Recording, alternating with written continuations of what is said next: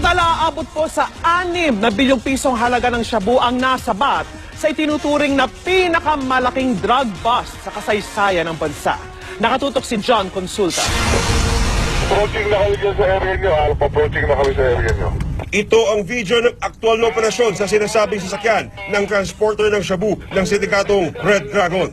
Nang makuha ang tiyempo sa may Green Hills, San Juan, agad nang hinarang ang sasakyan ng mga tauhan ng NBI Task Force Against Illegal Drugs at pinadapa sa semento ang mga sakay nito. Kabilang sa naresto ay ang Chinese national na ito at kanyang dalawang kasama na may dalang 101 na kilo ng shabu. Oh, don't say anything. You have the right to remain silent. Sa naging follow-up operation sa kanilang hideout sa San Juan, tumambad sa mga operatiba ang may 600 kilong shabu na nakalagay sa mga bag ready for delivery sa mga probinsya sa bansa. Ang ilan sa shabu nakalatag lang sa sahig at kinailangang dakutin ng dustpan sa sobrang dami. Sa kabuuan, umabot sa 890 kilos ng high-grade shabu at 1,100 liters ng liquid shabu ang nakumpiska sa operasyon kung saan naaresto ang 9 na katao kabilang ang 3 Chinese nationals. Ayon kay Secretary Vitaliano Aguirre, ito na ang pinakamalaking drug bust sa kasaysayan ng bansa. We have verified with the PDEA, and it is not only the biggest haul for this year, but so far the biggest so far in history. And the street value of this is no less than 6 billion pesos. Nadiskubre ng mga eksperto ng NBI na hinakaluan ng sindikato ng caffeine ang kanilang finished product at idinedeliver sa iba't ibang probinsya. 4 na buwan na tinaga ng NBI ang paggawanman sa galaw at operasyon ng sindikato bago inilunsad ang kanilang operasyon. These people they cooking drugs now, and then they dismantle it and they put it in the different warehouses. Aminadong NBI na malaki sanang may tutulong sa kanilang trabaho kung maibibigay na sa task force ang ipinangakong budget para sa kanilang operasyon. Dahil bagong tatag yung Task Force Against Illegal Drugs, marami pa kaming kailangang makuhang mga equipment para ma-enhance ang aming capability, especially sa surveillance. Sa gitna ng napakalaki tagumpay na ito ng National Bureau of Investigation, pursigido pa rin sila na ituloy ang kanilang kampanya kontra sa droga. John Consulta, Nakatutok, 24 Oras. Isa namang shabu laboratory ang nilusob ng mga otoridad sa San Juan. Nakuha rito ang drum-drum na mga kemikal na umano'y ginagamit sa paggawa ng shabu. Tingin ng mga pulis, konektado ito sa nauna ng sinalakay na shabu lab sa lungsod. Umaaksyon si Marlene Alcaide. Bit-bit ang search warrant, sinalakay na NBI Task Force Against Illegal Drugs ang apartment na ito sa Wilson Street sa San Juan. Walang nadatnan tao sa loob, pero sa ikalawang palapag, tumambad ang drum-drum na kemikal. Nadiskubre ang mga sodium carbonate, benzaldehyde at ephedrine. Lahat sinasabing mga sangkap sa paggawa ng shabu. Suspected ephedrine. Ito yung main ingredient sa paggawa ng illegal na droga. So I think this is bago to. Yung brand niya is parang siya yung pinakamagandang klase. Nakumpiska rin ang weighing scale, gamit na foil at tutor. Isang sasakyan naman ang nakapark sa lugar. Hinala ng NBI, ginagamit itong pang-transport ng illegal na droga matapos makita sa loob ang bakas ng lining ng mga drum. May nakita ring pulang dragon seal kung saan tila ipapakete ang mga produkto. One of the phase nung pag-manufacture ng drug is being conducted here. Sa tingin namin dito nila pinatutuyo yung iba. It's just one phase. What they're doing is they manufacture drugs in a particular area and then they dismantle it. Tapos pinaghiwalay-hiwalay nila yung mga makinarya so that hindi siya matitrace. Noong bisperas ng Pasko, pinasok rin ng Task Force Against Illegal Drugs ang apartment na ito sa Barangay Santa Lucia sa San Juan. Naabutan pa ng News 5 ang bulto-bulto ng hinihinalang shabu. May naiwan pang nakatambak sa sahig at hindi pa nare-repack. Ayon sa NBI, posibleng konektado ang mga pagawaan sa naunang sinalakay na hideout sa Barangay Little Baguio noong Biyernes. 5 ang arestado sa raid at nakuha sa kanila ang 500 kilong shabu. Inaalam pa ang sindikato na nasa likod na operasyon. Okay, nagbabalik po tayo ha. Patuloy pa rin po tayo nagko-cover dito sa San Juan kung saan ipinapakita po natin ang operations ng NBI. Ngayon, bukod sa dalawang suspect, meron pa po silang natikulo na isa pa. Sino po? Bacoa Center dito. Paano ba siya Nag-deliver. nag-deliver ng droga? Those are the buyers. Gamit ko. Ano yung story? Dito na lang siguro. Puntahan ho natin, ha?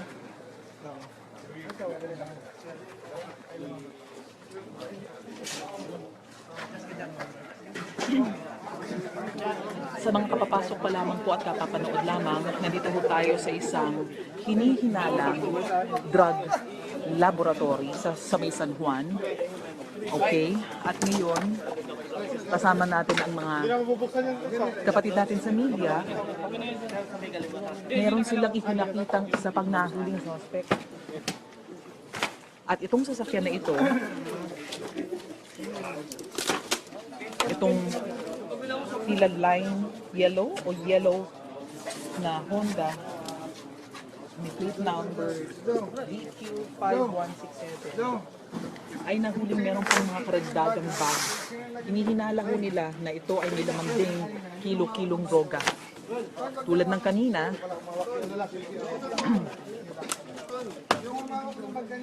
ito yung laman. Hindi natin pwedeng hawakan yan. Panoorin. Okay.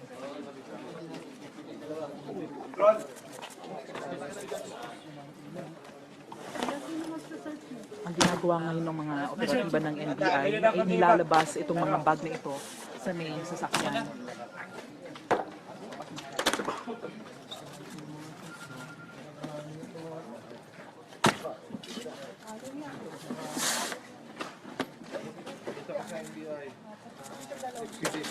So kung naaalala niyo yung pinakita natin ng part 1, hindi pa pala yun lahat. Meron pa palang iba.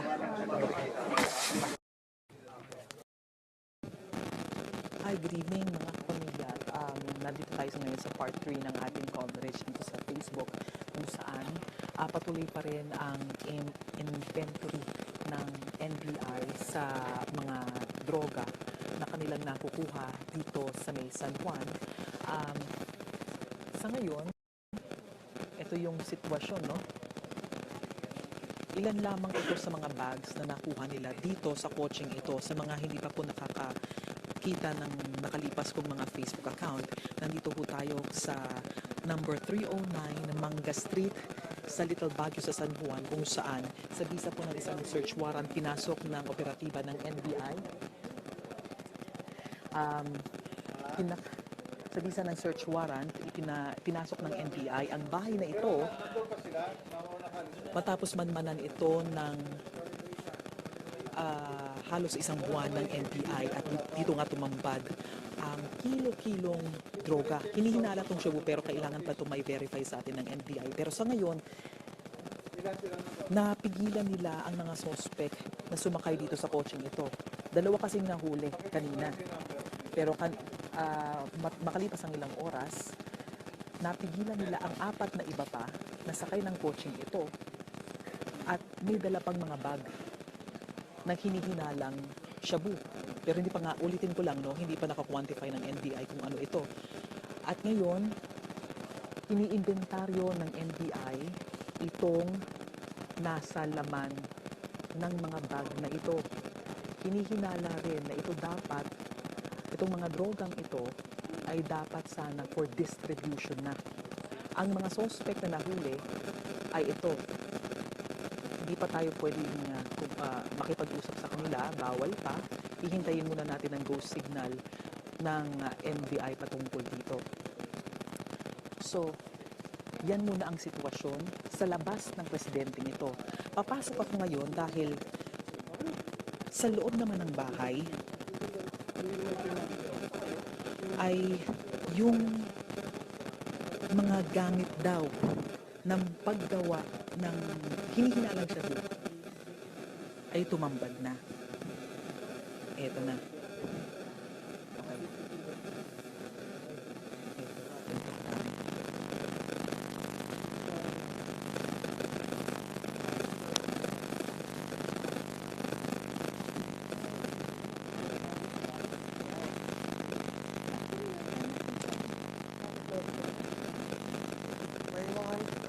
copy dyan. Copy, check niya. Papakwento lang tayo kay ma'am, ha? Ma'am? Opo. Ang live lang po tayo. Yan, ano ah?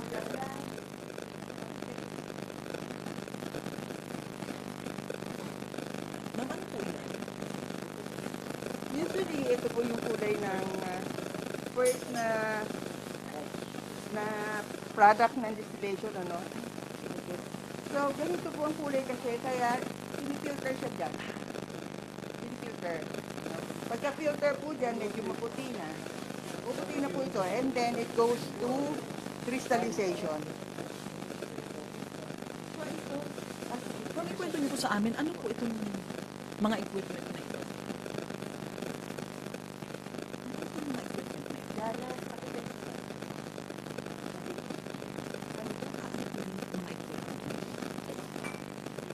ito, this is just a mere stand to hold on this distillation distilling flask. This is a distilling flask actually, which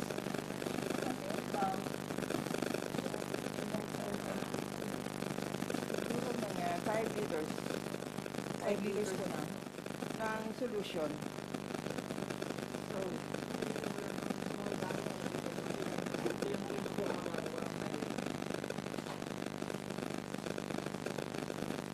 siguro more or less 35 to 50 kilos a day. Kasi malaki nga po yung lutuan niya. Kita niyo yung lutuan, laki ng drum.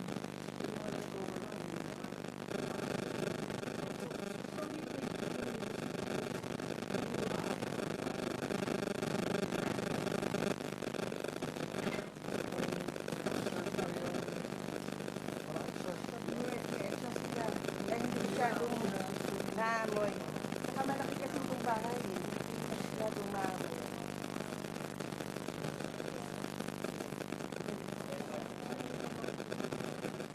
So, yan na.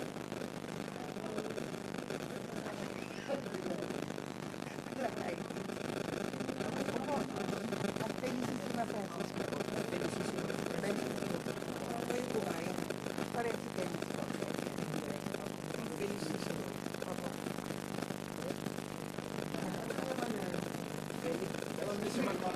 Francisco. Doktor yung tennis po. Tennis po.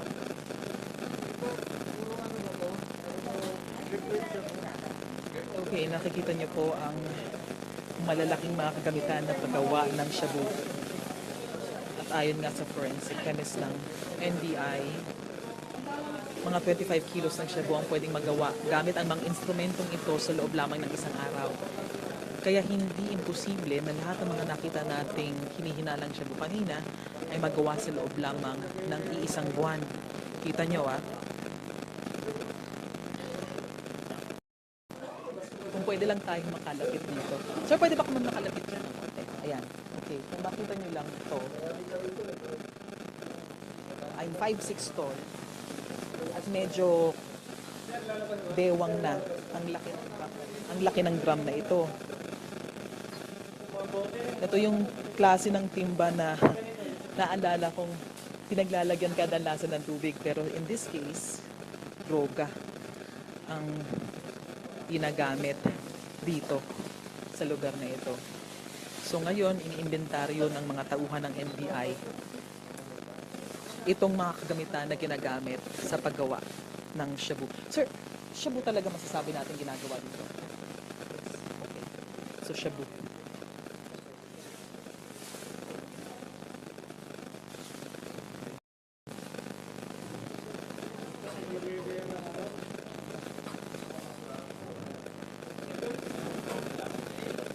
Ayan, makita nyo. Ano to, ma'am? Itong parang nigtuan talaga to eh. Na merong charcoal. Ito may stand daw ito na pinanggagamitan ng flask na ito. Kita nyo pa yung ibang chemical dito. Kita nyo yung uling. Hindi ako marunong mag-manufacture ng ganito, no? Pero ito lang ilang mga ingredients. Uling, ilan bang mga chemical, may mga hose. Sir, ano po ito? Ano po yun? Para po saan yun?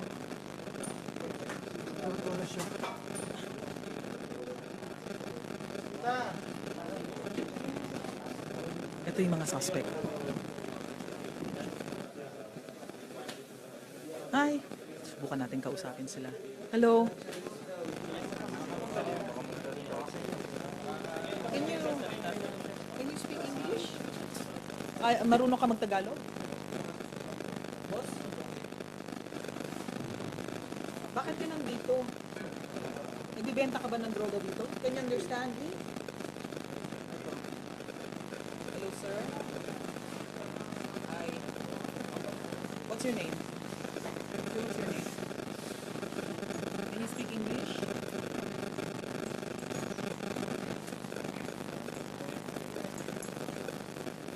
Can you speak Filipino? Baka naiintindihan naman tayo, eh, no? Nakakatagalog ka naman, boss.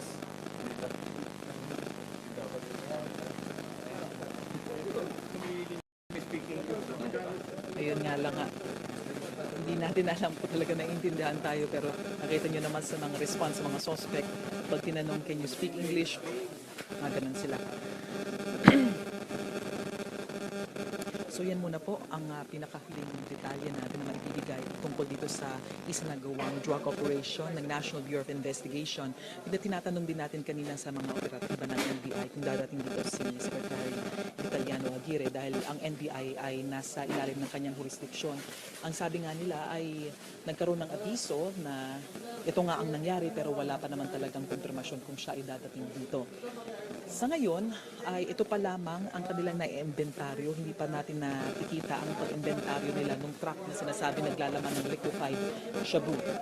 At nakausap ko rin kanina si Deputy Director Vicente de Guzman ng NBI. Sa anong pakikipag-usap, ang naikwento niya ay sa lahat daw ng kanilang mga drug operations sa mga nakalipas na panahon, maging ito man ay mga drug labs o mga imbakan lamang ng shabu.